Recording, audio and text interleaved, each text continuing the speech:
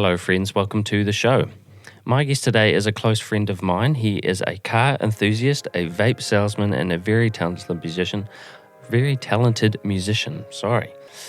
He's a dear friend of mine. I really enjoyed our conversation. I hope you guys do as well. Please welcome Tom Schultz. Home Audio Entertainment. 9016 Radio. The show for artists of all kinds. Sit down, relax, enjoy the music. So you were saying before how you are quitting vaping. What's the story behind that? Well, I vaped ever since I started working at Shosha, actually, which would have been...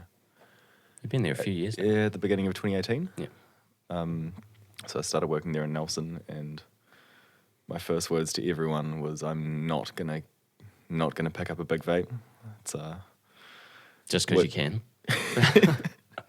and because of Imagine vaping and how that was sort of received in culture around that time. It's you don't walk down the street and see people vaping. Yeah, commonly. it was fairly new when it was, Yeah, and it's still got the stigma of, yeah. vaping. One of those trends now. Yeah. But a week in, I got myself a big vape. Cool. Started vaping. Then, ever since. There was a brief period which I managed to quit just before lockdown. Yeah. But as soon as the level 4 notice was announced, I snagged a vape from work. Yeah. And there was no way I was going to spend 4 weeks sitting in my room without a vape. For sure. So you've been vaping for a long time. Yes. You already were vaping. Yep. You just went up a notch. So Yeah, pretty much. what were you just adding more? I mean, I'm a bit of a vape noob, but what was the purpose of having a big one? So flavor. I just wanted to have something to do at work. Right. Can't smoke at work. Yeah. I suppose they last you longer too. Bigger batteries and that sort of Yeah, thing. yeah, exactly. You do go through quite a bit more juice, Yeah. which makes it quite a bit more expensive. Yeah, right. And when that was starting to become quite apparent to my bank account, I went to the Nic Salt, so the high nicotine, Yeah. with the intent of quitting smoking, which sort of just turned into me smoking and vaping Right. a lot. Best of both worlds, I suppose. Yeah. can vape at work. Yeah. Can't smoke at work. Yeah, But true. obviously, giving up the social aspect of smoking Yeah. is not something I wanted to do. But it brings you back. Yeah. It's like you don't go up to someone at a event and say, "Hey, do you want to go and stand outside for 10 minutes and Yeah. talk?" Yeah, in the unless they're cold. willing, it's kind of like, no, probably Yeah, not. exactly. So yeah, quitting. It's really bad for you. There's been a lot of studies come out relatively recently that have shown some pretty distressing information. Well, I have been skeptical recently because it seems as though it's sort of just been taken way out of proportion. Like the original purpose of vaping was to replace the cigarette, and Yeah. now you can put in 10 times more nicotine into a vape than you can a cigarette. So is that what you're talking about? Is that Yeah. mainly what makes it It's unhealthy, or is it just the burning things as well? So that is a huge part of it. The nicotine levels that have become popular now are obscene. It's quite ridiculous. yeah, it really so blew up there. You can get 60 meg vape juice, Jesus. and in a 30 ml bottle, which will generally last someone a week. Yeah. There's the equivalent nicotine to 23 30-gram pouches, Bloody hell. which is nuts. That's fucking ridiculous. Yeah. And obviously, most of the people that are going on to 60 meg are first, second year, haven't smoked or vaped before. Yeah. They come into the store and their mates will go, "Oh, bro, what do you mean, bro? Get the 60. Yeah. Go all out. Yeah, and I always Yeah. say, no, don't get the 60. Yeah. Really don't. And then who listens to the vape store guy when he tells you not to get the high nicotine stuff? No, of course. Exactly. Oh, that was the whole trend of it. Sort of, I never really got into it, not because everyone else was, but I kind of thought, well, there's no real point in me starting apart from just having like a thing to do. It wasn't serving me any real purpose aside from just having something that tasted good and quote unquote looking cool doing it, you know. Mm-hmm. You must get a lot of people like that at work. Oh yeah, completely. I mean, like from the perspective you're saying, it costs money. It's something to just sink your paycheck into. Yeah, for no sure. real purpose. Yeah. But yeah, what you were saying before about how it's turned from a medium to quit smoking. Yeah. It's turned around completely into a lifestyle choice. Yeah. So I think the general image around it is that it's safe, that it's safe to do, and it's not smoke, it's just vapor, so you can vape it. And this is combined with the conception that nicotine and the negative sides to nicotine is only that it's addictive, Right. which is not true. Nicotine has many other physiological effects, For sure. especially on people that haven't been smoking for ages and are young. You start to get effects from physical effects from nicotine using the nic salt that in about a year that smokers only get after 30 years of smoking.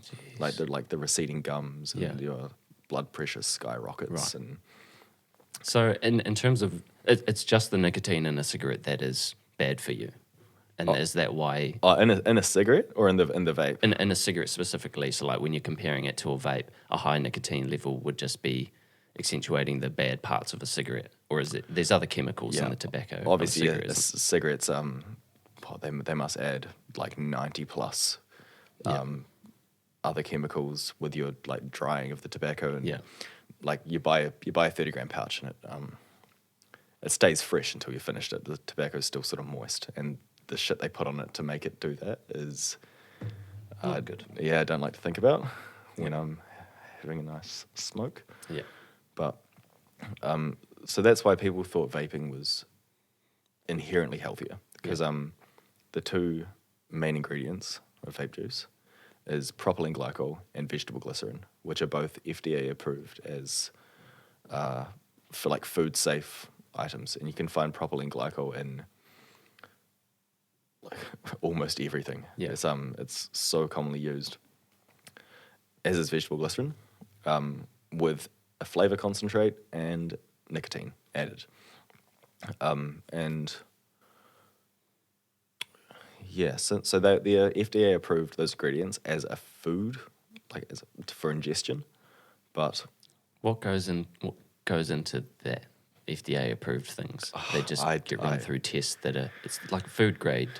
yeah, I don't know. I don't tend to concern myself too much with the No, because American some products it standards seems like it's FDA approved, it's all good, but it just We've seems... got at work we've got male performance enhancer pills. Yes, called- the ones you saw yesterday. and they say they've got a big fat label on the front that says FDA approved. And it's, That's kind of why I brought up the FDA it thing, makes- because it was like, well, what does that actually mean?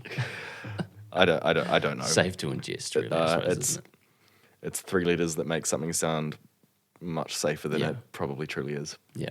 And I think the lack of, with vaping especially, there's lots of research around those two compounds, but nothing really has been done on what happens with those two compounds when both of them combined are made into an aerosol at a high temperature. And there was a study that came out towards the latter end of 2019. What did they do? So they got a sample size of non-smokers and vapors who had never smoked or vaped in their lives, and they gave them just a small vape, tobacco flavor, no nicotine, and they took 15 3-second puffs, and they took measurements before and after, and I don't think I've got the numbers exactly right, but compared to beforehand, afterwards, on average, their blood, their venous oxygen levels were down 33% Venous oxygen. So levels. like just the blood and like Right. the oxygen in your veins, which is obviously going to your brain and to I your see what you- muscles. Yeah, sure. I'm sorry. 33%, which is Sounds pretty detrimental. it's huge. Yeah. That's lots. The time it took your blood to speed up to its normal speed after a compression around the arm or something, it took like 41% longer to speed up to its normal rate, and your veins dilated 37% less than they Jesus. should. Yeah. And that's no nicotine. And nicotine's a vasoconstrictor, like in and of itself. That's what nicotine does. Increases your blood pressure. Yeah. And this is no nicotine. Shit. And like over time with vaping, I don't know, like because I go out and like skate for fitness and Yeah. do other and other things as well. I noticed that I was getting really tired like quite quickly, and I had like far less than I had been previously. Yeah. And my activity levels hadn't changed throughout that same time period, and I don't know, it sort of illustrated exactly what those stats said in the report. Right. And that's just with that's a single time use. Yeah. So that has no bearing on, say, users of 3 years. Yeah. There was another paper that came out, which is I think the only one that's been released regarding long-term use of a vape, and very vague here, but apparently it because of the chemical that's formed when your propylene glycol and vegetable glycerin are made into an aerosol, it starts to damage the linings of your veins. Yeah. To what extent they don't know yet, and to what effect they still don't know. Very scary. Yeah. So that's a So in a nutshell, Yeah. the vaping is doing what a cigarette will do, but just worse. So it's stopping oxygen in your blood, so you're tiring quicker when you're doing physical activity. Is that what you were saying? Yeah, no, completely. So like with smoking, this is So like that's the thing with smoking. Everyone knows the risks now. It's widely publicized. Smoking just correlates straight to cancer and a whole host of other problems. But the problem is with vaping is in my opinion, I think in like a few decades we're going to see a very similar thing happen to smoking, and how that was portrayed in the public eye and how the media portrayed it. Because now as I said before, it's a lifestyle choice. Yeah. You've got vapo stands at all of the big festivals, giving out freebies that have the nic sold in them, so like huge amounts of nicotine. Right. And it's portrayed as cool, especially among young people. And as a result, you've got so many people that are doing it for the sake of doing it, that have never smoked beforehand. The trend side of it. Yeah, exactly. And one of the worst bits about this is that, obviously we see like the university-aged side of that. Yeah. That trickles down, and it is exacerbated in high schools. Right. Even I went to a small high school in Nelson, and my brother is still there, and he said that most of them will vape, and will vape the high nicotine stuff. They'll just go into the bathrooms, they'll just take a toilet break and go vape in the bathroom. Yeah. So it's not okay in schools.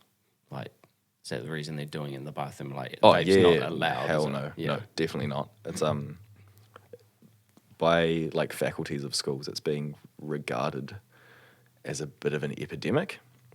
But obviously, can't speak for all schools, but from what I see, the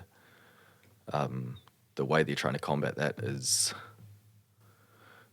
it's vast similarities to trying to like stop the usage of any other substance. It's just a hard ban. There's no education. It's just, if you see it, it's confiscated. If they see it, it's confiscated. You're sent to the office. Yeah. And then the person who got like 15 bottles of the 60 meg from his older brother and is selling it at school for twice as much Yeah. is still selling it at school. So what would be the right way of doing that? I mean, I understand there's a whole aspect of that where because it is so frowned upon, or not frowned upon, banned, and there's such strict regulations around it, it's almost an incentive for those kids to do it more. It is a bad thing. You want to be a badass. It's cool, but it's not like, see, smoking was romanticized in the same way. It was, smoking was cool, and there was always the cool kids at high school. Yeah. But that's basically the aspect that has come out of vaping. It's the cool part of like exhaling smoke and that whole cool thing, but you're not actually, well, in theory, or at least why people aren't doing it is because there's no bad side to it. Exactly. You're vaping something. It's the misconception that it's healthy. Well, it's just like when in the 50s, doctors were giving people cigarettes because they thought they were good for them. It's the same with vaping. It's a fairly new thing, so no one really has any medical sort of proper advice to give anyone. So it is technically good, or better at least, until proven otherwise. So yeah, exactly. What was sounds it? like we're leading toward 9 out of 10 doctors smoke Lucky Strike, something like that. Yeah, the irony. yeah. So that's the problem. And the with the government legislation as well, because they've just introduced a new act that prohibits the sale of any flavors except for tobacco, menthol tobacco, and mint outside of registered specialist vape stores. So that's all your dairies, gas stations. They can only sell those flavors now. Tobacco and Tobacco, mint. menthol tobacco, and mint. Yeah, which I think is good. And it takes potential people who are actually wanting to quit smoking out of, or it makes them. Oh, I see. It makes them go into a registered specialist vape shop, so they can go somewhere where they're going to actually be getting the proper advice. Yeah, exactly, and they're going to be educated about the risks, or depending on what vape shop you go into. Yeah. A lot of vape store workers are still adamant that it's okay to vape. Yeah. No consequences, which is quite Right. dangerous. So taking those yummy flavors away from those stores stops the kids coming in and potentially harming themselves. exactly. Okay. And I mean, most if people are going to buy it to sell it at schools, they'll get someone to come into somewhere like Shosha or Cosmic anyway, because there's so much more of a range.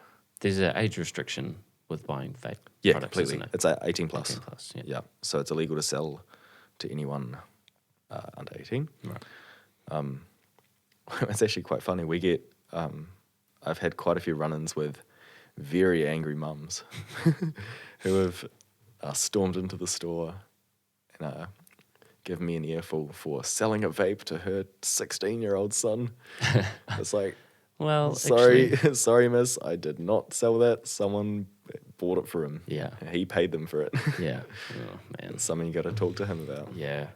Well, I mean, what can you do? I mean, things that are Exactly. with these sort of rules around products like these, there's always going to be people that are going to be selling it to people who can't buy it. So Yeah, exactly. of course they're going to exactly. say they got it from a store rather than some random dude on the corner.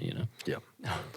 And I think, I think if, as far as I'm aware, the people who are making this legislation surrounding vaping haven't done a whole lot of research and talked with people in the industry about what they see going on. Because then you get laws like that, and they want to plain package Right. all vape, all liquid, which, yes, I think that would be good. But It's a whole part of vaping as well, isn't it? It looks cool. Oh, walking into yeah. a store like You- that. you There's go all in and these there's all fancy the products and colours on the yeah, little boxes. And if you're being told that's okay for you, that makes it even more appealing. Yeah, exactly. That would be really- it's I wonder what that would look like a like. lolly store. Yeah, well, because it's not like a pack of cigarettes that are all really of the same size. They just have different prints on them. With vape products, there's so many different shapes and sizes. What the hell would that even look like? You just have clear bottles with a black label on them. Oh no, that'll come in boxes. So the bottle will be in a box, and that. Personally, I think the colours are awesome. The plain packaging colours, the yellow, yeah. and Simple, like isn't it? Yeah, mud- there's a certain mud green aesthetic to brown. it that yeah. But it would be really strange to walk into a store and see all of the shelves, because we have everything out on display. that's the point. It's all on display, so it all looks nice. But just seeing that all, just that block color. Yeah. And I think that would detract from like the uninitiated wanting to go and pick up a vape so much. Right. But it's also jumping straight to things like that, which is a quote unquote solution for people smoking so much. It's missing out on, like, you can still buy 60 meg juice, which is stupid. Yeah. There's, like, even the heaviest smoker would have their, like, nicotine requirements exceeded with, like, a 20 meg if they were vaping it in the right vape. Yeah. Because what's the rough nicotine amount in like one cigarette? Like So in a cigarette? Taily, in a standard Taily like a Marlboro Red, there's around 9 megs, 9 milligrams. Oh, less than I thought. Yeah. But obviously half of that blows off the end. Yeah. While you're smoking it. Right. And smoke compared to vapor is quite an inefficient transfer method. Yeah. Of hence like, why you deliverance of smoking. nicotine. People can smoke a pack a day because they need. Yeah. Yeah. Because you're actually getting not that much nicotine if you smoke a pack a day. Right. So what would any logical reason be behind buying a 60 nicotine There's juice? none. There's none. None at all. Well, people want it. People want it for the head spins. Oh, sure. That's pretty much why they get it. So who gets to make that, and what? There's no obviously systems in place that sort of limit the amount that goes in. Are they sort No. of just third party companies that are making it? Yep. So a lot of it's made in the States. So we get a lot of our juice in from the States, which is what I recommend to people because it's good quality. Right. Other than that, it's made in China. Yeah. Pretty much. Just in labs. They're all like approved, tested labs and Yeah. everything. But there's no regulatory system, so you can put as much nicotine as you want in it. And this wasn't an issue before salts became like so prevalent, because as with like the freebase juice, which is your standard vape juice that you put in, that was used pretty much forever, you'd get levels like 3, 6, 12, Yeah. 18. Yeah. And by the time you get up to 18, that's ridiculously harsh. Right. Like it's really hard.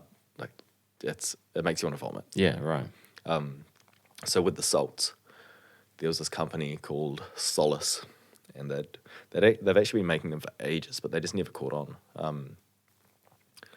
And so it's, instead of just adding the pure nicotine chemical to the vape juice, they add the salt of the nicotine chemical. Right. So it's got a few extra bits and pieces hanging off the molecule, which means that when you vape it at higher concentrations, it's far, far smoother. Right. So since there's no like taste and feeling associated with going higher strengths, for someone who's not sort of used to that much nicotine, a 20 meg will taste smooth, a 60 meg will taste smooth, and the only effect you'll get is the body feeling of that much nicotine. That's interesting. Which to get like huge, like, because there's head spin, like you haven't had a ciggy for a while, and then you Yeah. pick up, someone gives you a Taily, and you go, whoa. Yeah.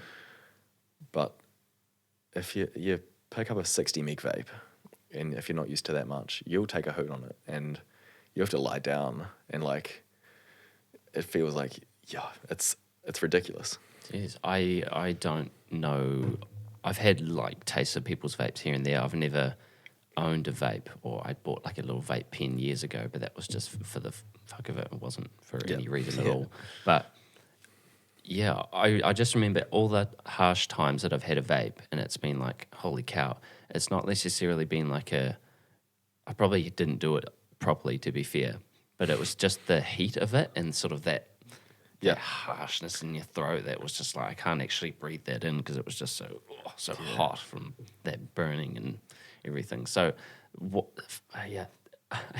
I don't get buzzes from cigarettes anymore, so I can't imagine what a 60 It's pretty outrageous. would be like. Yeah. I have to test them because people bring them into work sometimes, like with a complaint about it. Yeah. And I have to assess the vape and then test it out. Normally with their juice that's in it, and it's not nice. It's not a pleasant No, feeling. it doesn't sound like it. It, If you're doing that all day, every day. I guess I would actually liken it to quite a. I think the liking of that feeling comes from a similar place to nangs, Right. which personally I don't like nangs. It's not something that makes me feel nice. Yeah. Just feels like you've Doesn't stood sound up like stood up anything. too fast Yeah. for Yeah. 30 seconds and you've paid $20 for 10 of them, which is ridiculous. But I think it comes from that same place. It's just you want to take a huge hit of something and then Yeah. spin out.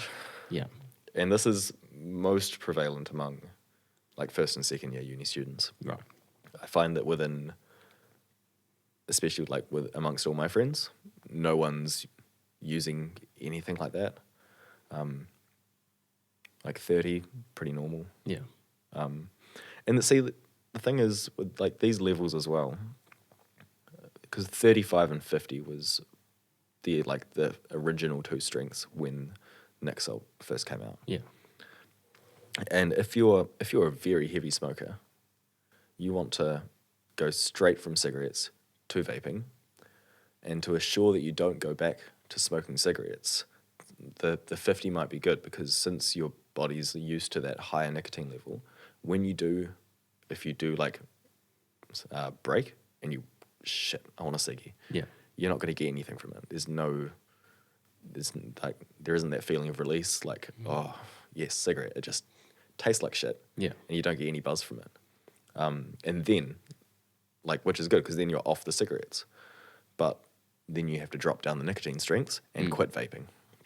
And that's the hard bit. Yeah. So it's not replacing cigarettes. It's a tool to stop you from doing both. Exactly. Yeah. Exactly. And that's why you're able to, that's why you're supposed to drop down the nicotine strengths.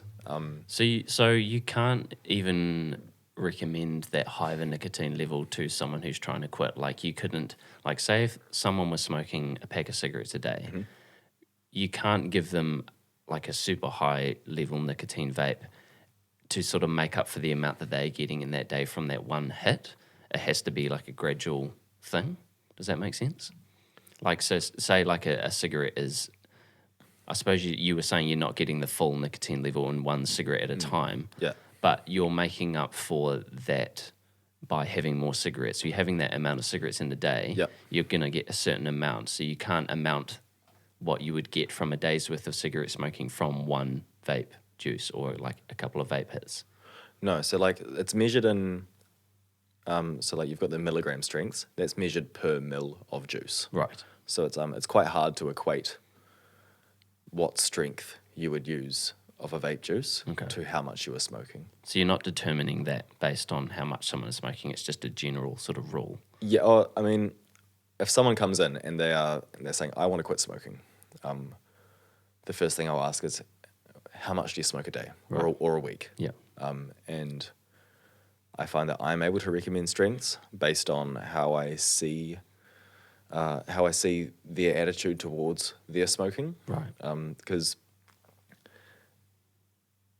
I don't know. I think it's like a popular belief is that when it comes to quitting with a vape, is that it's the nicotine. Shit, I need this level of nicotine because I need to quit and then drop down my nicotine strengths. That's not.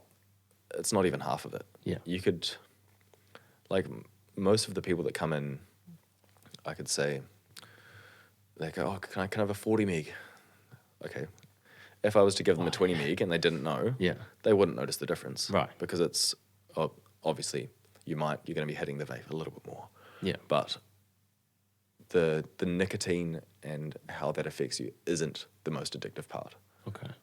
It's the action of having something to puff on. Right. And like the little habits that you've got about times where you might, after doing this, you might go for a smoke. Like me, for example, I go down, I get a coffee in the morning, and it's a similar time, and I have my coffee, my cigarette. It's very cemented that way. Yeah, for sure. But I feel like since the possibility and the methodology of quitting is made, or what's apparent of how to do that is to is the numbers. You see the numbers, and that's what you think. Right. You think nicotine needs to be dropped down slowly. If you really wanted to, you could go on like a 6 meg, Yeah. and then use that for a bit. Go to a 0. Keep doing that. And So you'd be having more. Like, what are you giving your average Joe that's coming in and is legitimately wanting to quit smoking? some middle-aged guy comes in, he's been smoking 25 years. Yeah. I'd recommend him a small vape that's going to have a similar sort of airflow and vapor production to an actual cigarette, and maybe a 25 meg if he's smoking a pouch a week. Oh, okay. So it's So you because that's higher than what he's getting anyway. right. But would you be having that vape at 25 as much as you would be smoking? See, that's up to you. Or is that it's quite a different, I Yeah, suppose. it's different for everyone. Yeah. I find it. I don't know if I could comment on that so much because my entire work life over the last few years has been I'm able to vape 24/7. Yeah. I go into work and it's just I'm in the vape That's all you store, do. Yeah. which is terrible and makes it very hard to sort of curb that. Yeah. But At least though you have the knowledge and you've obviously made the decision to stop because you know what it's doing, and you obviously have a wide knowledge base on what you should and shouldn't be doing with it. So even though you are doing it all day, you're in that environment all day, there's still that part of you that knows what's happening, and you're obviously making a decision to sort of draw back at least. yeah, and I think if I was to quit, which I plan on doing soon, it's been far too long. Yeah. So you're just quitting. You're still going to be smoking. Is that right? See, this is quite interesting because it actually costs for the amount that I will comfortably smoke now, costs me less per week than vaping. Right. And I don't, with my experience with vaping, I don't think I'm going to be able to use that effectively to come off or to stop my addiction with inhaling things in my day-to-day life. Because vaping, as I said, I can do anywhere, which is dangerous and makes it very hard to exert control upon those habits. Whereas smoking, obviously you're very limited to where you can and how often you can. Yeah, okay, that makes sense. And I'm not one to smoke lots anymore. Yeah. I used to smoke lots, but now it's very easily controllable. Yeah.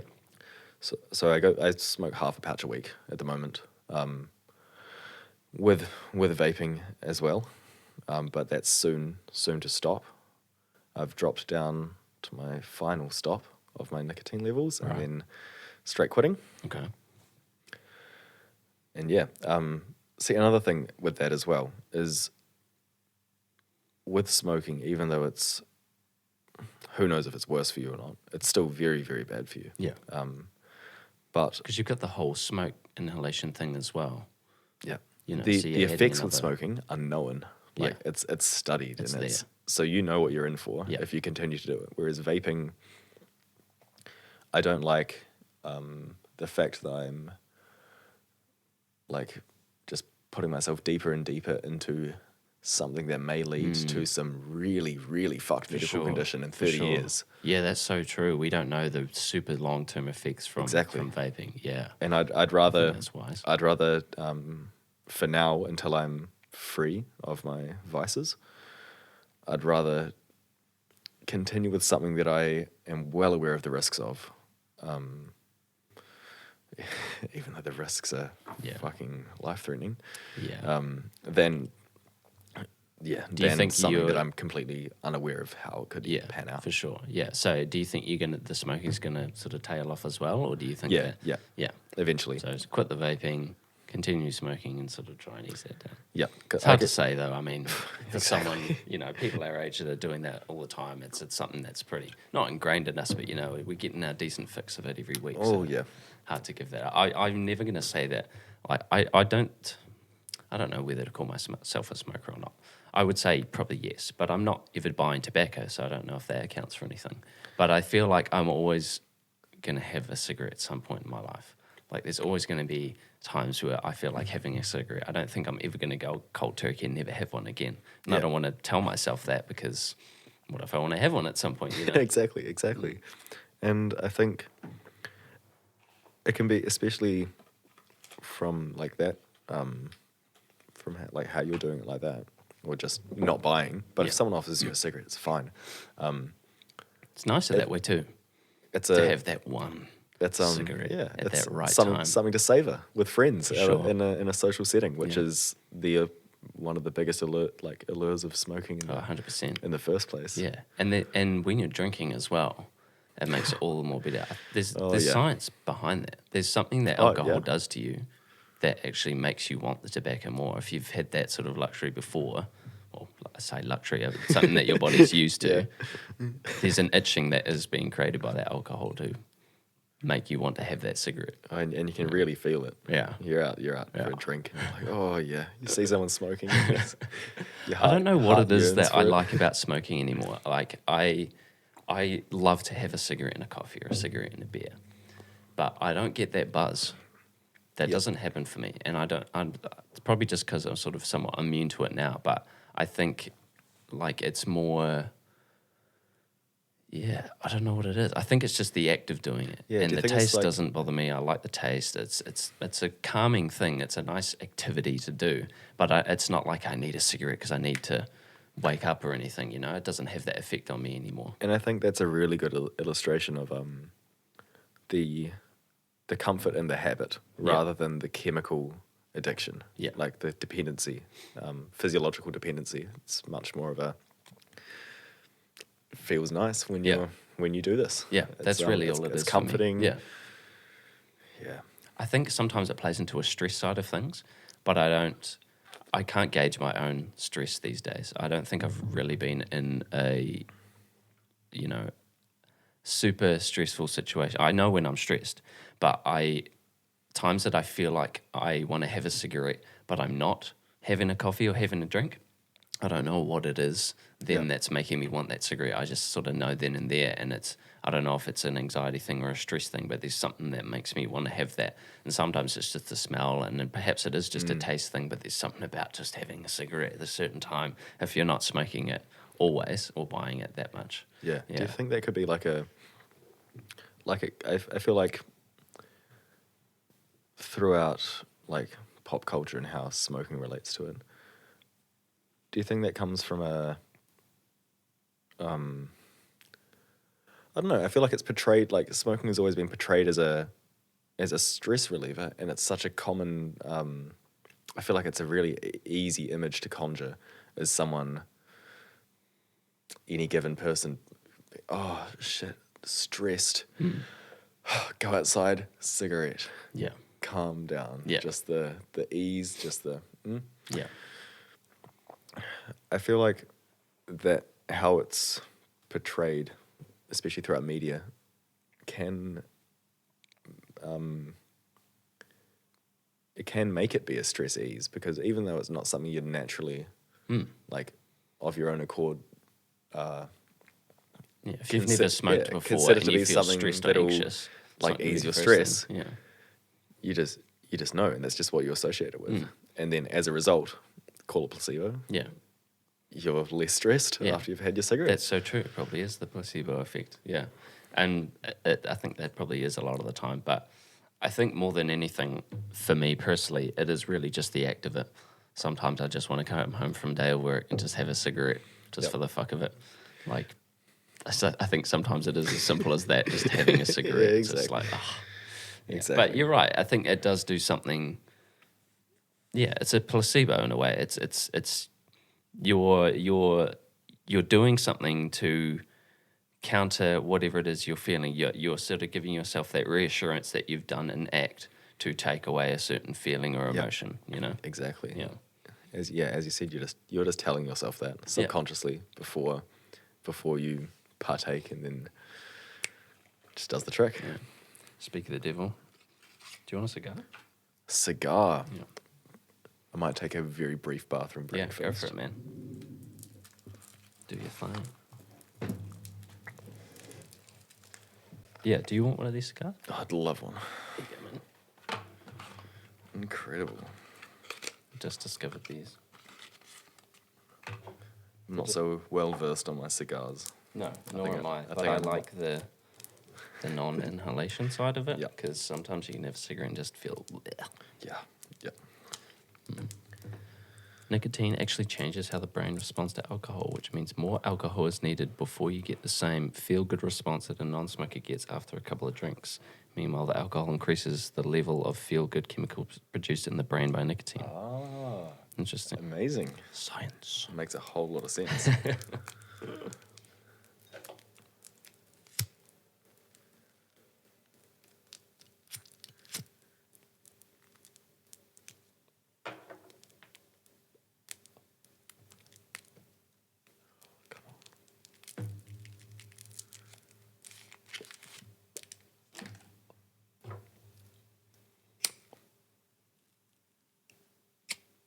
Do you have people coming in often buying weed vapes? Actually, it's quite funny. The biggest demographic for dry herb vapes is seemingly affluent mid 40s to 60-year-olds. Yeah, I think a lot of them appear to not have. Like smoked much weed in general, but now in their later age, wanting to try it out in a healthier way, Right. which is far healthier. Yeah. Weed vapes are amazing. It's the ideal way to Well, you're taking the smoke out of the equation, aren't you? exactly. It's quite literally hot air Yeah. that's passed through what you've ground up. Yeah, I had one once. It was a little pen one, and I don't really know if it did anything at all. It sort of just felt like, yeah, you're just pulling in hot air, and it was like, what am I doing here? Yeah. You sort of just have to wait out to see if the effects take place. So you'll find a lot of those old small ones are actually just like a coil of wire that's pressed up against what you've ground up. Right. So it's still combustion essentially.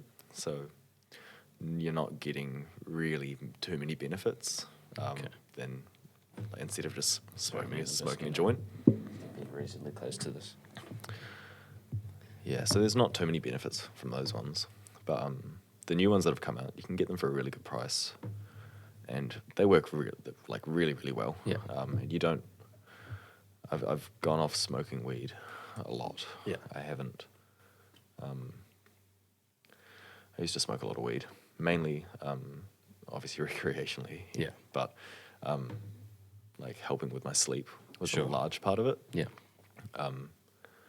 But it always leaves me feeling terrible the next morning, and I find that when I smoke, like combustion, like really red eyes and the scrunched up face and the whole, you just get The really, whole really charade. baked. Yeah.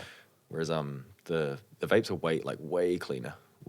It's a much clearer feeling, and you feel like you're getting the actual benefits from it rather than I'm gonna smoke a joint and then Yeah.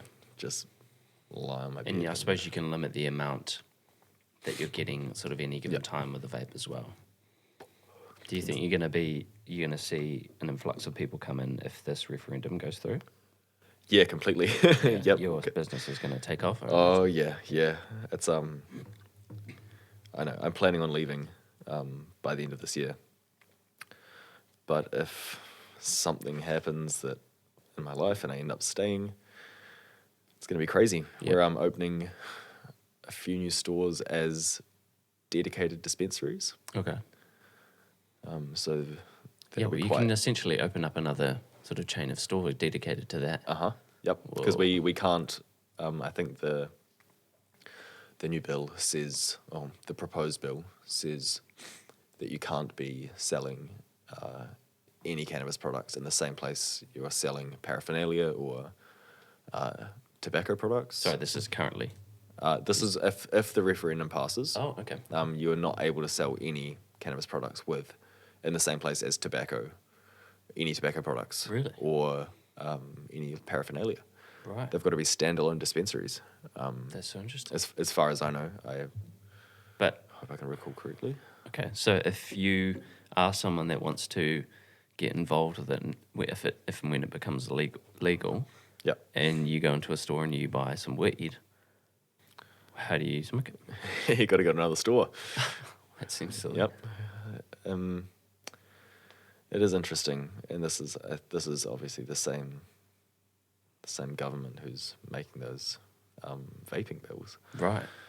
But yeah, I've got no idea what's going to happen. That's so interesting. I wonder how.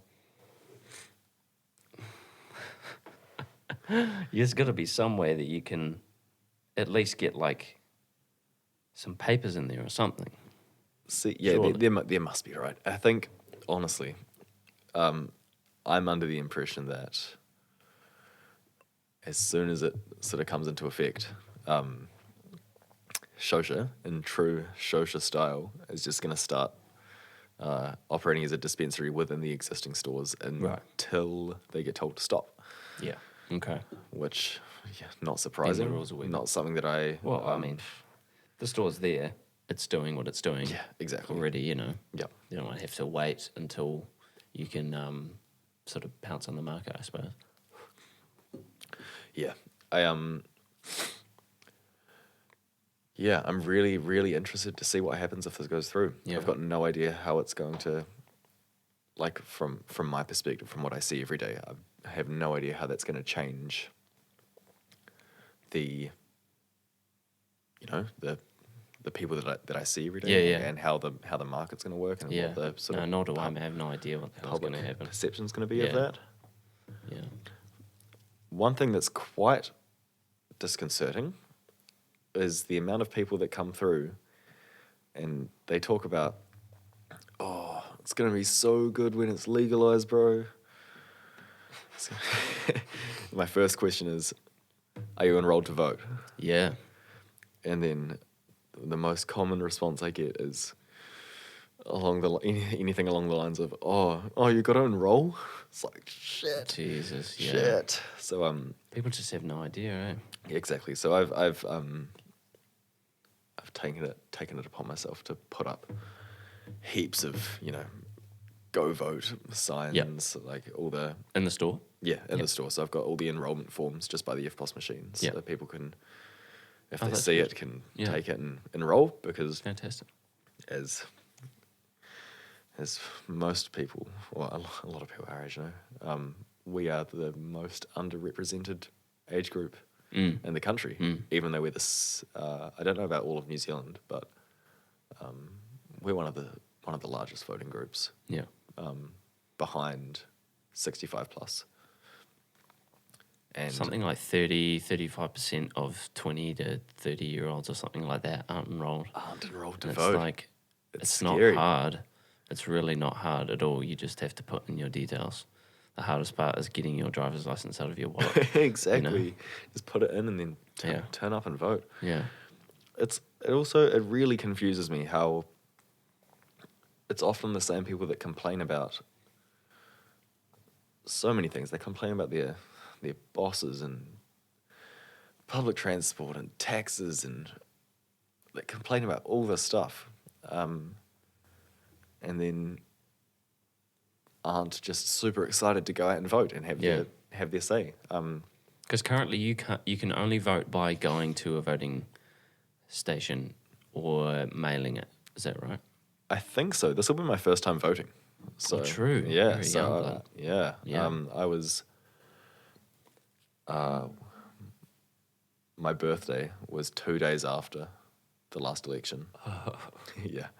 Typically. So I missed out on that one. Yeah. But Because I feel like there's obviously a reason why it's done the way it's done now, where you have to physically go somewhere and it's sort of, segregated and done in an appropriate manner, and they get the sort of info then and there. But I feel like if you want to get young people voting, there has to be some sort of system place where you can do it by yourself at home online.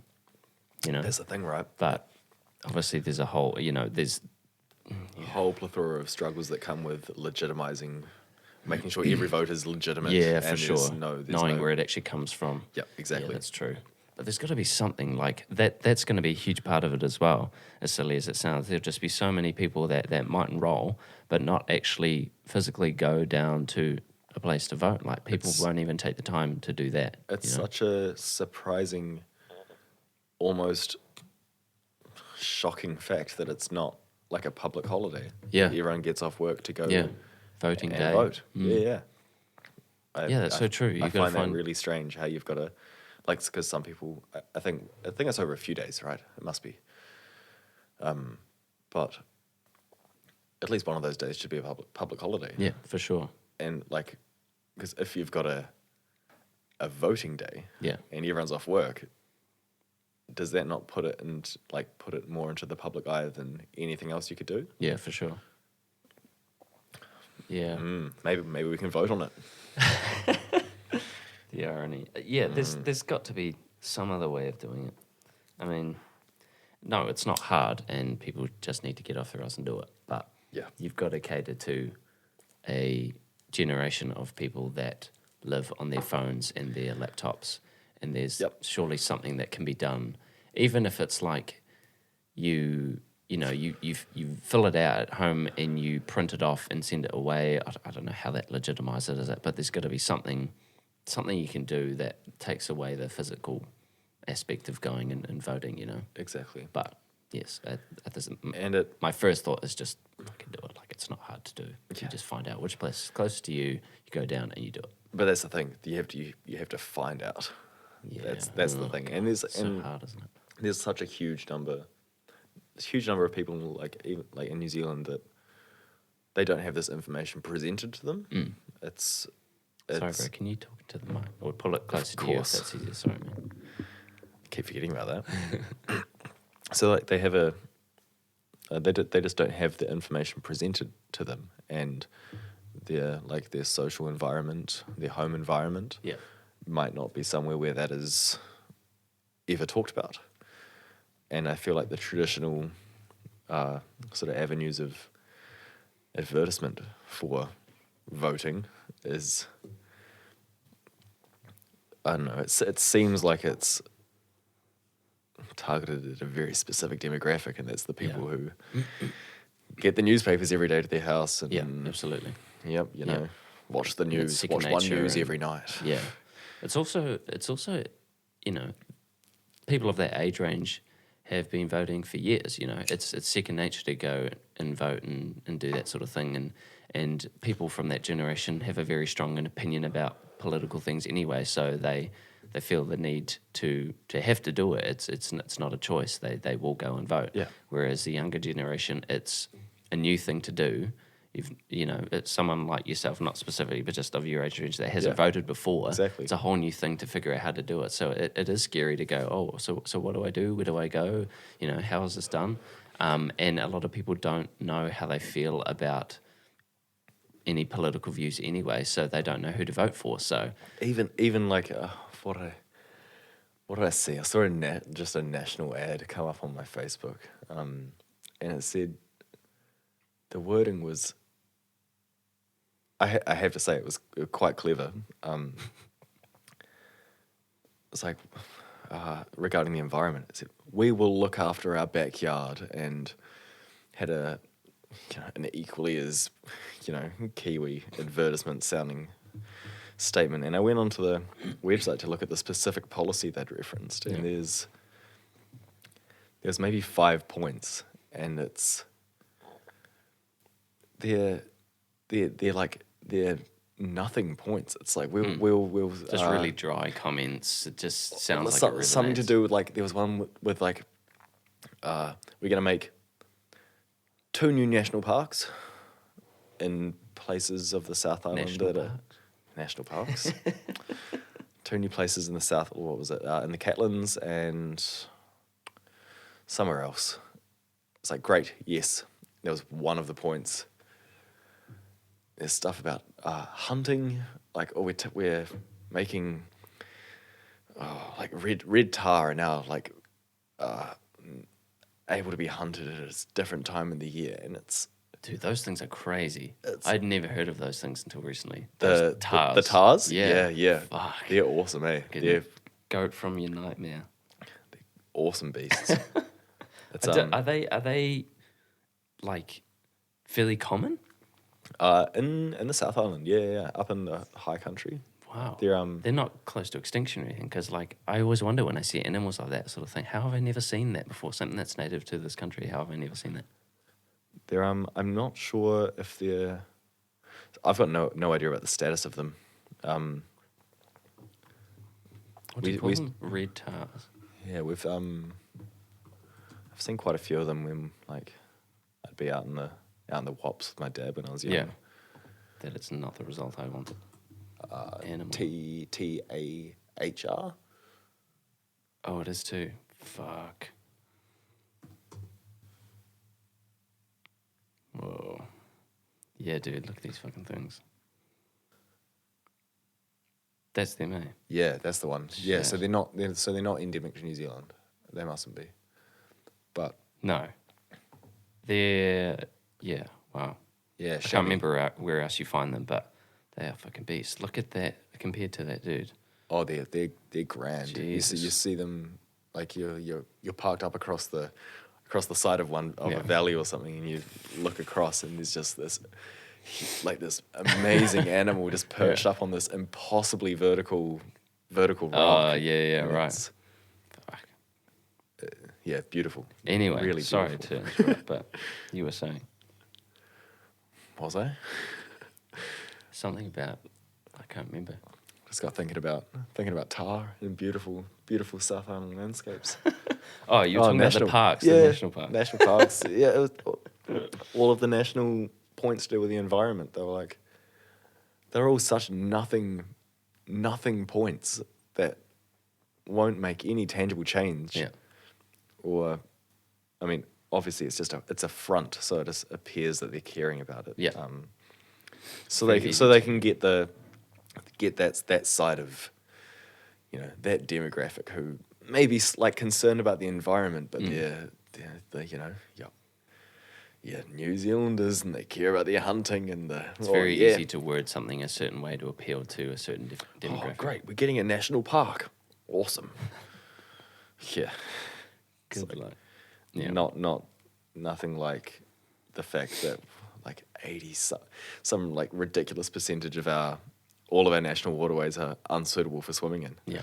Which is, I feel like not a lot of people know that. No. Which is so like adjacent to the idea of, or it's like so adverse to how you think of New Zealand and its waterways. Like you think of New Zealand, you think beautiful streams and mountains and green and whatever. But it's all just farm runoff. Yeah. It's terrible. So that's where it comes from. I didn't know that. Yeah, it's I think most of it's farm runoff. Right. From what I'm aware. I'm not Yeah. too well educated on it. Where do you even begin to stop that polluting waterways? I think it obviously stems from New Zealand's what some would call the backbone of New Zealand, the farms. For sure. All the cattle and Which is not something that's sheep. going to be dying anytime soon, is it? Yeah, Yeah. exactly. Interesting. Are you still skating much, man? You were saying before how you were giving up vaping because you weren't able to skate that much. But you're going out a fair bit. So I was skating quite a bit pre-lockdown, Yeah. actually. And then lockdown happened and I sort of fell into a bit of a rut. And then out of lockdown, things are all go again. Yeah. Didn't really didn't find myself too much time to go out. But went on a trip to Wellington, which was amazing. Yeah. It was a great time. That was supposed to be for the Alex G concert. Yeah. But obviously that was cancelled in the Yeah. whole post Yeah. lockdown sort of shenanigans. Yeah. But some I, good spots there. Yeah, I went out on my first night there, and I went down to the War Memorial Yeah. and had a wee push around and a warm up, and then snap my deck straight away. And that was at a time where money was quite short. Yeah. So you're fucked. Yeah, so I left it up there because one of my friends who I was staying with, their sister or something wanted the deck to do an art piece on. I was like, Okay. yes, awesome. Sure. Absolutely. So it took a while for my trucks to make their way back from Wellington down to Dunedin. Right. But I got my old deck, found one of them, and I went out for a skate the other day, and it was amazing. Yeah. So much fun. Okay. Who knew that physical activity makes you feel Oh, dude. feel good? Yeah, absolutely. And especially after being, you know, in a lockdown like that. Not that you couldn't go outside, but it was still like... Did you find that you sort of... do you say you were skating much during lockdown? Initially, I was. I tried Yeah. to because I thought this is an excuse for me to Go on. because I always tell myself that I don't have the time. I'm working, and then Yeah. work's like 9 till 8. That's a whole day, It's a fucking big day, man. or like 11 till 8, either or. So I thought this is a time where I have to be doing this. You got no excuse, right? Exactly. Yeah. Time's And- there. But then there was also the time for me to not have an excuse for everything that I've wanted to do for so long, and that really does sort of pile up, you know. Yeah, for sure. So do you think you're progressing with it? I guess that was sort of my main question. Like, Yeah, I think it's want to be quite funny because like regular practice obviously is key, Yeah. regular. But every time I have quite a large break, I just come back, and everything that I was sort of struggling with for up until I stopped just comes really nice. Muscle memory, yeah. Yeah, exactly. Really Yeah. nice and easily. But there is also the fitness aspect to it. So like the first couple hours, because this was just a few days ago, maybe it was a week ago that I went out. First couple hours, great, feeling awesome. And then you get into I was out for like 6 hours. It was amazing, but it gets very frustrating near the end because you're so lethargic and Yeah, you for just sure. can't do it. and you think the vaping was taking a toll on that? Yeah, Yeah. just on. I don't do so much physical like activity Yeah. anymore. Unfortunately. Yeah.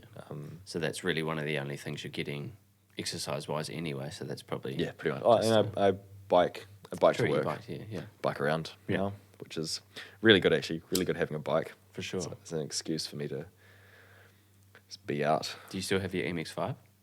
It's at the panel beaters at the moment. What did you do? Oh, yeah. We had a moment Oh, dear. in the rain. Oh, Tom, what did you do? It was I was coming down past the back of the Botanics. Yeah. It's quite wet. This is the first day that I got my car back from the panel beaters previously, which was an unrelated problem. Yeah.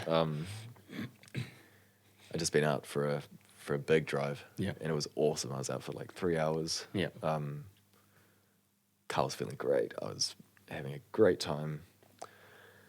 And I just came into this corner and not going too fast, just a bit heavy on the brakes, So little just too much, enough to little too much steering skid you out a angle, wee bit. and your front wheels just slide, like coming downhill as well, quite Yeah. a sharp corner, and you're turning and then front traction gone, Yeah. understeer. And it was like as soon as I lost traction, because I wasn't going that fast, it would have been like 20k. Yeah.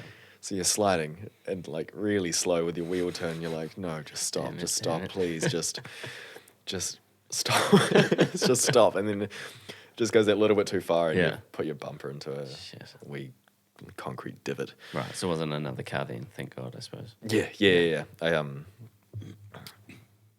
I try not to go for spirited drives in places that have much traffic around. Yeah, fair enough. Makes sense. Yeah. Oh, well, that's a shame, man. So how long has it been in the panel beaters for? A few weeks now. Good, great though. I enjoy the break from instinctively just using my car whenever I need to get anywhere. Sure. Yeah. So now I'll walk, Yeah. get on my bike. Oh, yeah. Which is, I've really been enjoying the bike actually. a couple days ago, it was just so sunny, so beautiful, and I took my half at work and just biked around in the sun, and it was, I don't know, it felt like summer. It was quite therapeutic, actually. You're still a motorhead at heart, though, aren't you? Oh, yeah. Yep. I've got my father to thank for that. Yeah, for sure. Are you still part of that? You told me a while ago you were part of a Dunedin club for MX5, so you're still involved with that?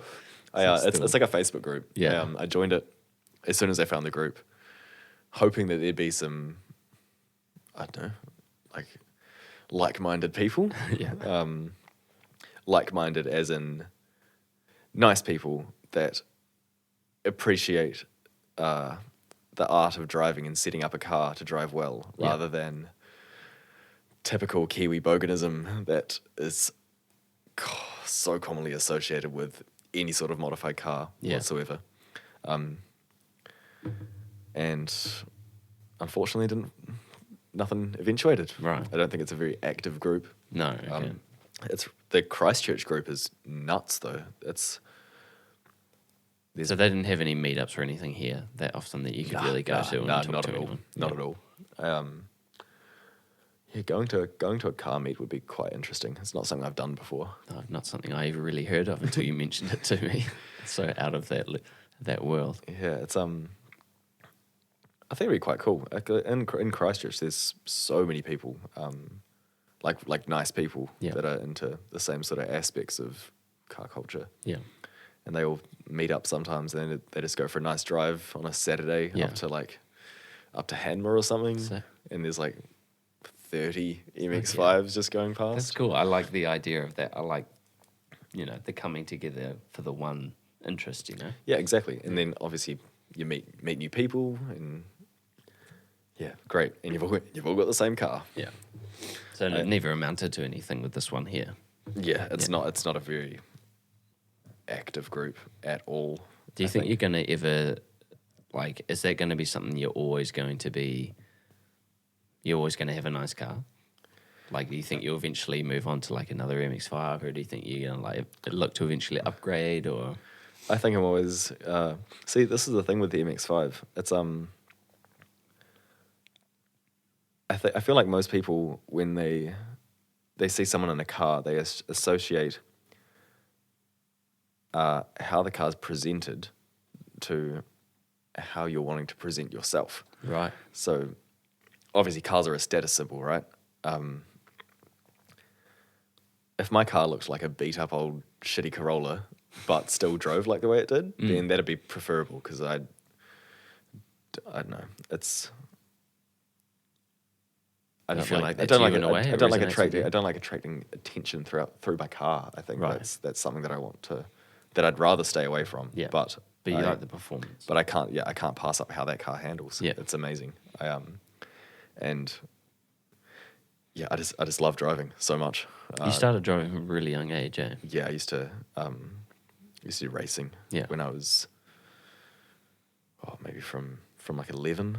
That's crazy. Just doing local club events. Yeah. And your dad got you involved with that? Yeah. So dad's a mechanic. Yeah. Mechanic by trade, mechanic by heart. And he started me on a motorbike when I was 3. Whoa. So I got a tiny little 50cc dirt bike. Yeah. Got a taste for it. And then I was riding motorbikes up until they said, if you want to keep doing this, you pay for it yourself, right? Because it's not a cheap hobby. Yeah. Especially motocross, the racing, especially. The race fees are crazy. Jeez. And you've got to be rebuilding your engine every 35 hours of riding. Really? It's a lot of money. It's a whole lot of money. Why is that the case? What is so detrimental to the engine that it has to be looked at so regularly? The dirt bike engines are they're awesome. They're such a cool piece of engineering. They're based off because they're a single cylinder engine, and they're based off the same design that Formula One engines have. Right. So they're an extremely high performance, high output, just single cylinder, with a tiny capacity. So your car might be a 1.6 litre or a 2 litre. your motorbikes are like 250cc, so 0.25 litre, but they're putting out 60 horsepower, which is more than half of what your average economy car might put out with 5 times the capacity or more. So it's extremely high performance engine, but a tiny engine. So you're having to replace all the internals like So quite it's regularly. tiny because you don't want so much weight in the vehicle, of course. Yeah, so the engines. And you want to add to this whole aerodynamics of the thing, I suppose. So the but surely, like, how's the technology not advanced to a point where you can have an engine at such a scale where you don't have to be fixing it all the time? It would just be so expensive. At the risk of sounding arrogant. It'd be so expensive. Right. Plus, I mean, they want you to spend money. Yeah. I guess. But that being said, in a capacity where you have a multitude of people involved in this thing, and these cars and bikes are being produced at such a mass amount, you'd think that there would be an engine capable to withstand the things that these vehicles are going through, you know? This is, again, my experiences with dirt bikes. Yeah. So there's 2 like size classes. You've got 250cc's and 450cc's, which are really small engines. You'll find that your road bikes that are going really fast, they've got like 1.3 litre engines with like 4 cylinders. Yeah. So they can make this power reliably for ages because they're a road going bike. So they're designed to do kilometers. Right.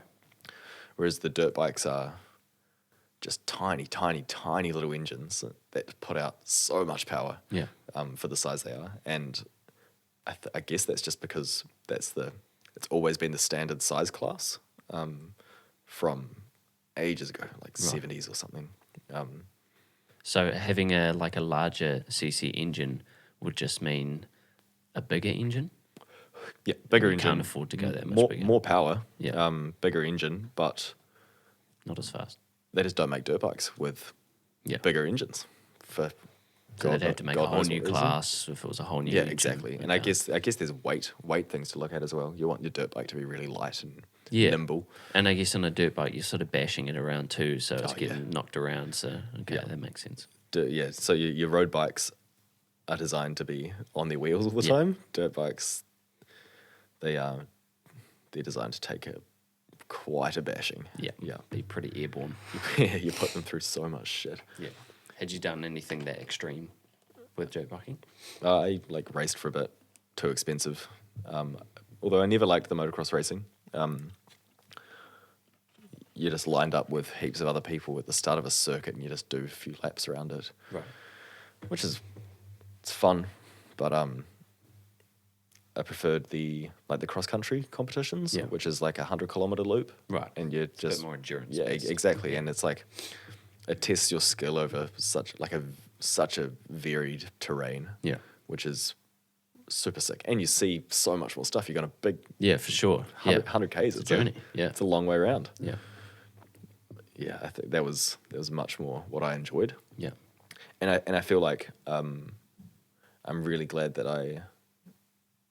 my dad helped me get into that side of it more. Yeah. Well, he sort of pushed me to or influenced me to go and do more of that, because I feel like at that stage you're enjoying it for the sport and for the actual fact of riding, rather than you're going around this track to win the race. Yeah, for sure. And then so many people that were like around my age at the same time that were like really good motocross riders, and their parents just forked out thousands and thousands of dollars, and they had all the new bikes. I had a shit bike, ran well, but it was old, did the job, it was perfect. They've got all these new flash bikes, and they get to 15, 16, and they just hate the sport, and they just drop it. And then their parents have dropped like 200. The trouble with 200K investing that sort of into money some- into kids, you know, you can't Yeah. rely on them to actually stick to that. You know, you really don't know how they're actually going to end up feeling about something, especially if they're being pressured at the same time. You know, And You it's don't- such a competitive environment. It's just and if the parent is super passionate about it, they're going to be, oh no, I'm good, but do you want another? I'd love one. Yeah, it can be not detrimental, but it can be, you know, can lead to disappointment to you as a parent if your kid doesn't end up liking something that you do because you've just sort of forced it on them, you know. Living vicariously through your children, which is very, very dangerous. Yeah. Yeah. Oh, Yeah, There that we beer go. sort of dried me out a wee bit. It's nice, but yeah, like I was saying, it's Yeah. got that twang to it that sort of, you can't have a few of them, or at least I can't have a few of them at a time. the English style bittered bite. Beautiful. There's definitely a lingo to selling a beer. Oh, man. Good times. Yeah, I'm very, very glad that I had my dad to influence me into engines and things that go around an engine. So in your case, you really did develop an interest Oh yeah, because of it, and you've obviously stuck with it. and I feel like it's an interest of mine that's quite set apart from everything else that I like concern myself with and Yeah. enjoy doing. For sure. It's you think of most people that are car oriented, they're a very particular type of person, and I don't really identify with that whatsoever. I think driving especially, it's something that I get so much joy out of, and like I don't know. I feel like I sit in the driver's seat of my car. I used to I was living out of my car for about a year and a half, so I developed quite a connection with my old Honda. Sure. So much that that just sitting in the driver's seat of that was like my safe space, even like not driving or anything. Just being in there. it's my home. Yeah, for sure. And I think that sort of stayed through. That's Yeah. cool. It's cool to have a relationship with your car like that. I wouldn't say I'm a car guy, but I get that. I get why people like them. And I think it's cool that, Especially like when you treat them nice. And, Oh, and for sure. And it's like something you care about. When you care about the car rather than I'm gonna get a dirty Skyline and just do it so disgustingly. is that one of the go-tos? Yeah, like New Zealand, any rear-wheel drive Nissan, like your Skylines and your Silvias. New Zealand car culture is really, really funny actually, because obviously we got all the Japanese cars that come over. So it's, I guess sort of a lot of the stylistic elements are based off like old Japanese car culture, but with a decidedly Kiwi, aspect. So like burnouts and just everything's just like dirty. Yeah. Whereas I quite Common in Australia too, eh? Oh, That yeah, sort of- yes. that Same thing culture with is very, Australia. Very Yeah. similar, yeah. I feel like I identify a whole lot more with how the Japanese look at it. They see the connection you can have with a car is something personal and like racing and driving in general, like street racing even. It's something to have pride in, and they really take a whole lot of pride out of their skill and like how they treat their cars.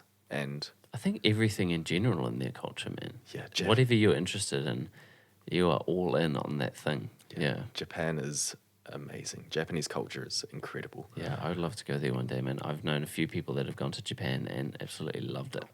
I think it's a fascinating culture.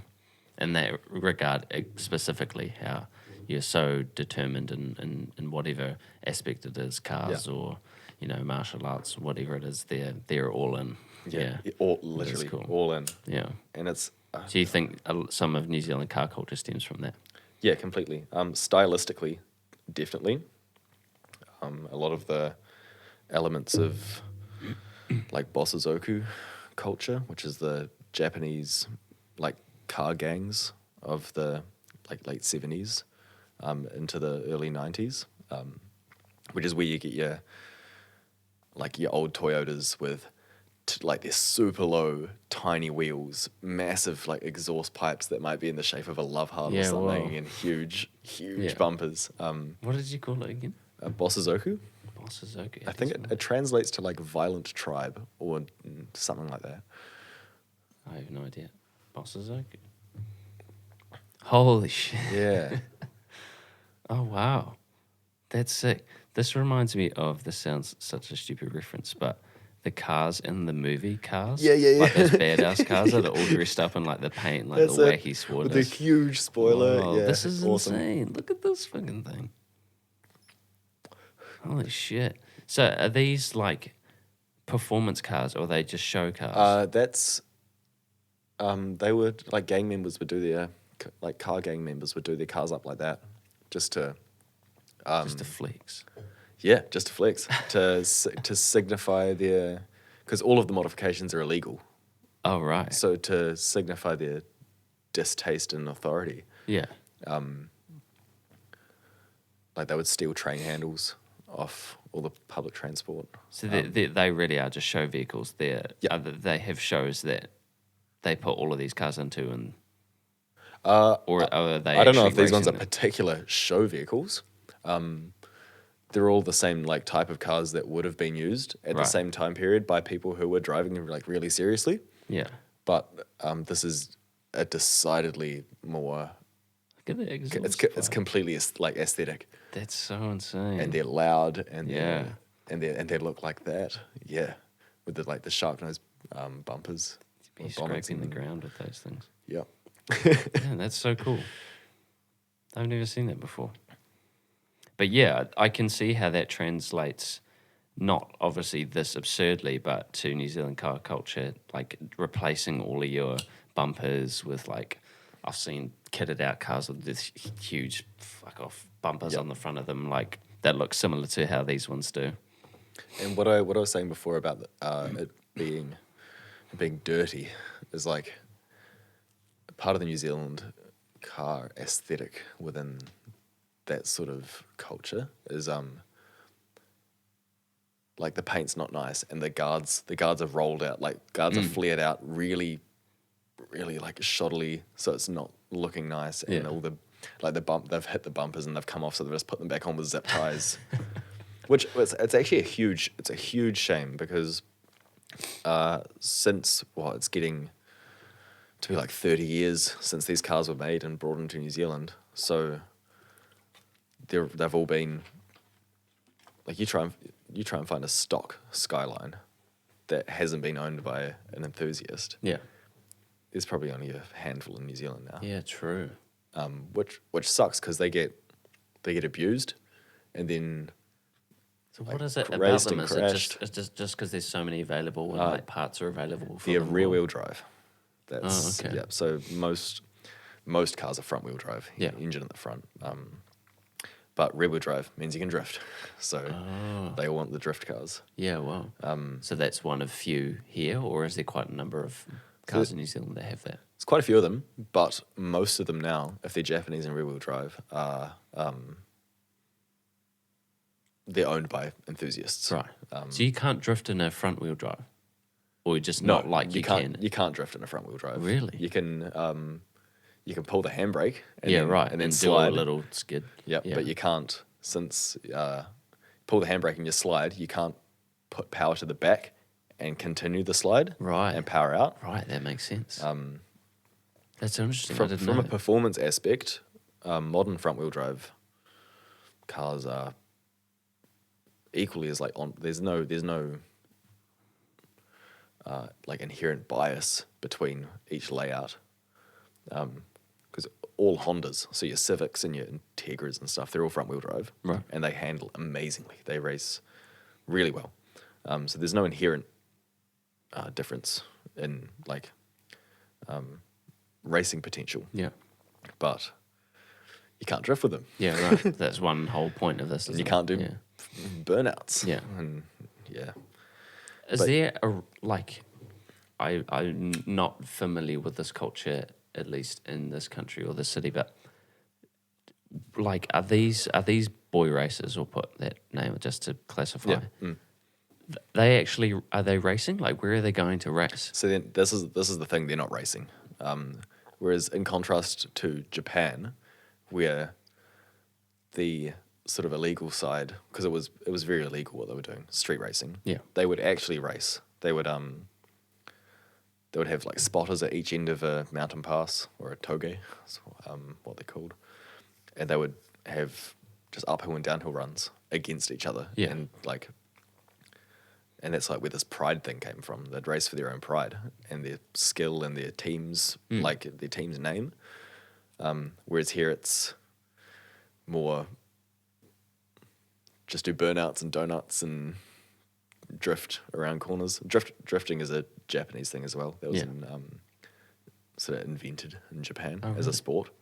But yeah, there's nowhere near the No, I've never been witness to anyone drifting here. yeah. No, it's a thing. I've seen videos and things. And I've this never is the actually thing. seen Most anyone people that are actually good enough to be doing it, Yeah, true. will generally have the money and the they'll just be at the track. Yeah. They'll just go to the track days, rather than racing on the street. And the people that are hooning on the street are the people who just have loud cars and want to cruise around town on a Saturday night looking like Yeah, man. they have a car. living It's right like, next to the one-way system. I get Oh, an yeah. earful of it. Yeah. And it is just showboating at that point. You're just exactly. showing how loud your car can be. What is it that makes a car that loud? Like, what are they modding They to just- the engine to make it? So they just So, they take out all obnoxious. in the exhaust system. You've got like a catalytic converter, which helps your emissions, and then you've got a resonator and then a muffler, which is all designed to muffle the noise. So they either put on if they're doing it well, they'll get a nice exhaust system, put on a good exhaust, and then the car will sound louder. But the premise behind that is that the exhaust is more free flowing, so the exhaust gases can escape more easily. You make more power. Right. But people will just put on like a straight pipe, will just delete their muffler, and then you've just got a horrible sounding car that's extremely loud, which I detest. Yeah. But that's what they're going for. Yeah. So is there like, there's really no other purpose to doing that than showing off that you have a loud car, right? Pretty It's much. Pretty just Pretty so, much. And what are I mean, like if the, you take your car to the track and you've got it set up as a performance vehicle, yeah, then there are definite improvements to having a free flowing exhaust. yeah, But you can make it sound nice. This is the thing, and not overly loud. Like performance doesn't equal being louder. yeah, So of course. often it's just completely showboaty. Yeah. They want to be able to drive their car down the main street and make a fucking And there's no racket. obviously laws around that. You could just, well, there are. They just do it anyway. There are laws. I don't know what the number is. At a certain distance away, your car's got to be under a certain decibel level. Right. I don't know what it is. And that's the thing. You can go in for your warrant and pass it, and then as soon as your car's out of the WAF station, just take off your exhaust. Yeah. Take off your muffler. Yeah, right. And it's loud again. So what is happening when someone makes like the exhaust bang? Like if someone's driving down and they make that gunshot Yeah. noise. What is happening The there? the backfire. Yeah. So there's a heap of unburnt fuel that's gone through into the exhaust, and then it explodes Oh, in right. the exhaust. Jesus. Yeah. So on the old carbureted cars, so instead of having like your electronic fuel injection, which is pretty much all cars now, if your car was going and you turned off the car, pumped the gas heaps, and then held the gas pedal down while you turned it back on, it would just do that. Yeah. It's called key banging it. Jesus. That can't be good for the car, I would imagine. No. It gets to a point where you Probably probably not. shouldn't be doing that anymore. Yeah. Yeah. I mean, anything that's using it like outside of its normal sort of use is Yeah. going to put damage on it. Because I've heard guys going down the one way that just Yeah. Yeah. just constantly. It's like, come on. Yeah. You can with the modern cars, especially if you got like a big powerful engine. Yeah. You can tune it so that the computer that can, like the ECU, which controls the timing of when the fuel's injected and when your spark plug goes off. Right. You can time it so that unburnt fuel will do that. So you can have like what's called a crackle tune. Right. So that when you're off the accelerator and slowing down, it goes as you're slowing down. Yeah, It's all just to turn heads, isn't it? Yeah, exactly. Yeah. Exactly. What are you as a question I was sort of trying to ask you before, like, are you pretty happy in the MX-5 world? Like, do you think you're going to have a series of MX-5s, or do you think, like, is there sort of a dream car, I suppose, in your realm? Like, Oh, that's a tough question. Yeah. I don't know if I'll keep this car forever. I'd like to. I'd like to one day, like if I just save up enough money to get something else, like a good just daily driver, because it's in great condition. You just put it in a garage, keep it for 30 years, and then it's worth Save the mileage. fucking heaps. Yeah. So I'd like to keep it. Unfortunately, if I want to get something else, I'm probably gonna have to sell that. yeah. But we'll see. But it's so much fun to drive. Yeah. They're like widely regarded as one of the best drivers' cars because they're raw. There's no like, it's so small and it weighs next to nothing. Rear wheel drive grips, like the handling is amazing. Yeah. It's So you could drift in that. yeah. Have you drifted in? Like, I do often. And you can do it well. Often, most of the time. Obviously, practice comes with mistakes. Yeah. That's how you learn. For sure. And there's no way to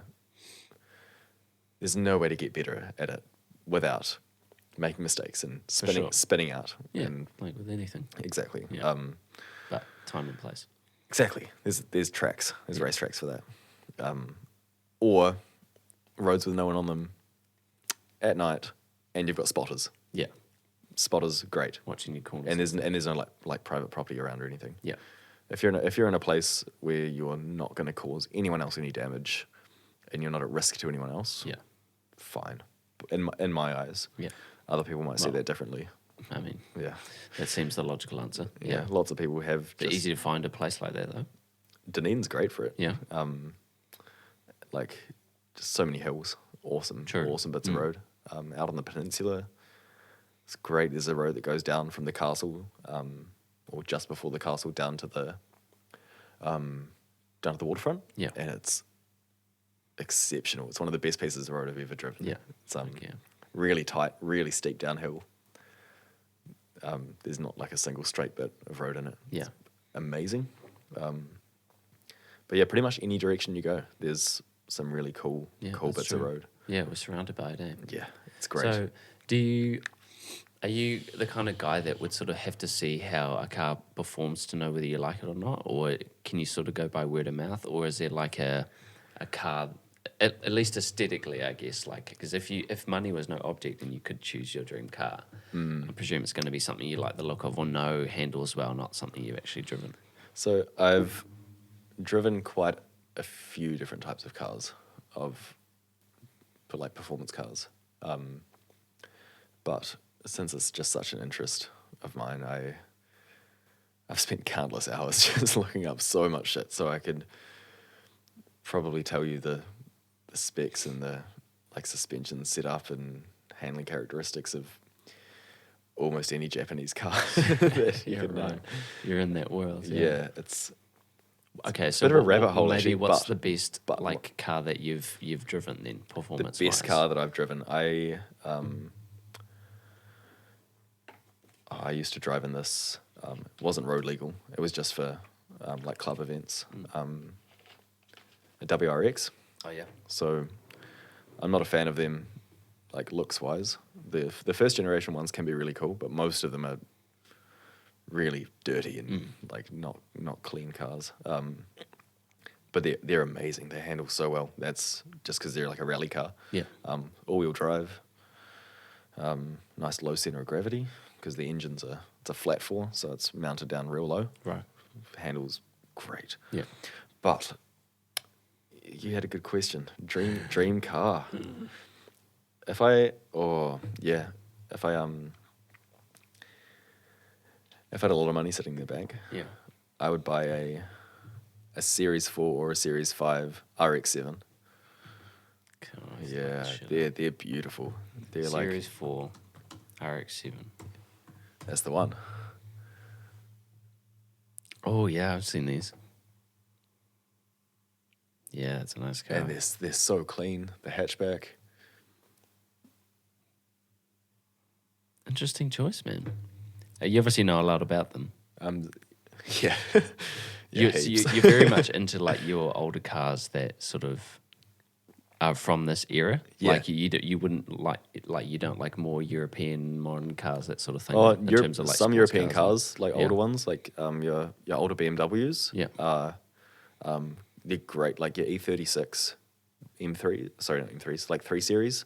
Amazing cars. They're rear wheel drive as well. Handle amazingly. They're really like common for use in like autocross, which is like a sort of racing where you're in a massive flat bit of concrete and there's heaps of cones laid out. Yeah. And it's pretty much like what a really tight New Zealand mountain road would be like if it was on flat. Okay. So it's testing all those skills, like your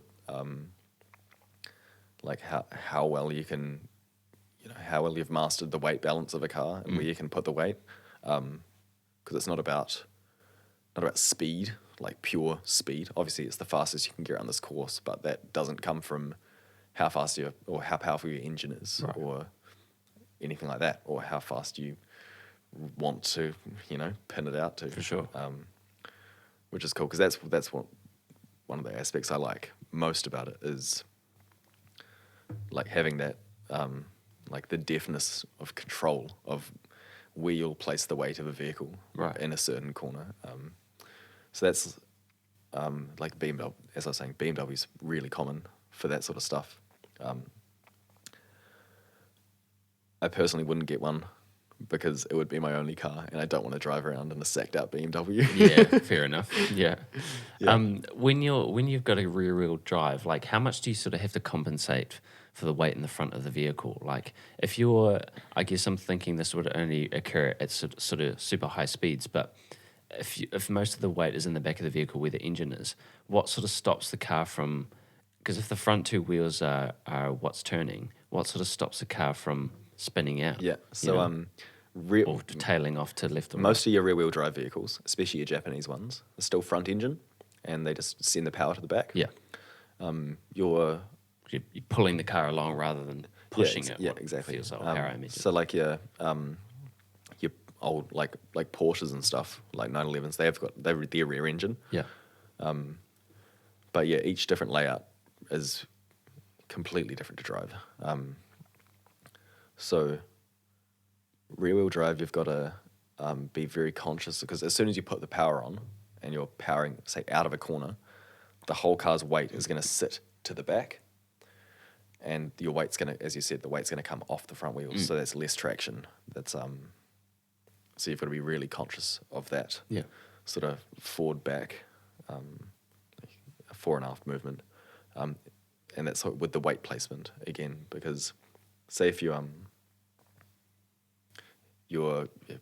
at speed, you're coming around a slight bend, you're turning into the corner, you decide to like plant it, you send the weight to the back, your front wheels are just going to drift that little bit out, and your corner line changes, and you might cook it. Yeah. Yeah. And Do you often see a rear wheel drive in a racing scenario, or like often front engine drives rather? What you see in racing scenarios for that reason. depends on what sort of racing like class. Right. I mean, like if you were at like Bathurst, for example. they're all front engine. Yeah. Yep. So that's your supercars. Yeah. So pretty much all front engine rear wheel drive. That's your traditional race car. So what is setup. rear wheel drive? Sorry, I'm such a car noob. So the power that the engine makes Yeah. is delivered through the back wheels. So if you had the car off the ground and you pump the gas, it's the back wheels that spin. Whereas in most of your cars that you see. So that's not relevant to where the engine's placed. Yeah, so engine's at the front, pretty much in most cars.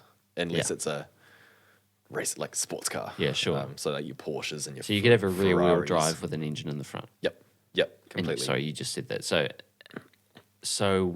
if you have a front wheel drive and you have an engine in the back, is that a scenario you can have? And what would be the benefit of that? You would have the only front wheel drive you can get is when the engine's at the front as well.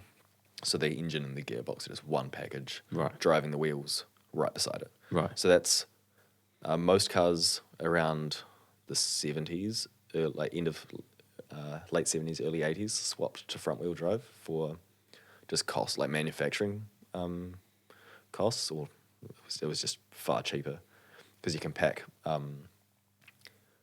all of the bits, so your engine and your gearbox and your differential and everything into the engine bay at the front. And since, if you can imagine your car like that, your engine in a front wheel drive car, your car's going this way, sits across this ways. Right. So since the engine's sitting across ways, you can make the front of the car shorter, lighter. Whereas if you've got a rear wheel drive car, the engine has to be going long ways. Right. Because it sends the power straight down to the back. So like packaging issues and just cost, really. Yeah. Which, for me, it sucks because Yeah. I'd rather more rear wheel drive cars around. For sure. But yeah, as I said, front wheel drive cars can, like your Hondas, Civics, early Civics, handle really well and have done really well in race settings as well. Yeah, they're great. Yeah, interesting. I always thought that the rear wheel drive and front wheel drive was where the engine was placed. So that's sort of where I got confused with it all. So it's just what's powering the wheel. So obviously when you have an all wheel drive, that's something like an off road. You need power to really get you up and over. Pretty much all something your around. trucks, all your utes are four wheel drive. Yeah. Rally cars, because you can imagine you go into a corner. If you've got just the rear wheels going, all of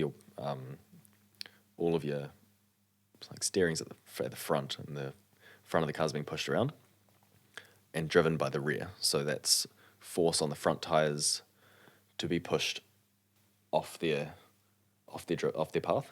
And if you're front wheel drive, you've got all of the steering load on the tires as well as the power load on the tires. Whereas all wheel drive, you go in a corner, you've got all four wheels are pushing you in that direction. Like the front that are steering, pulling you forward that way, and your backs are also powering your back end makes around. sense. Yeah. God, so intricate. So much that goes into these things that's just beyond my comprehension. Yeah, that's what I find so cool. Yeah. It's just you can keep going, you can keep diving. There's always more to know. yeah,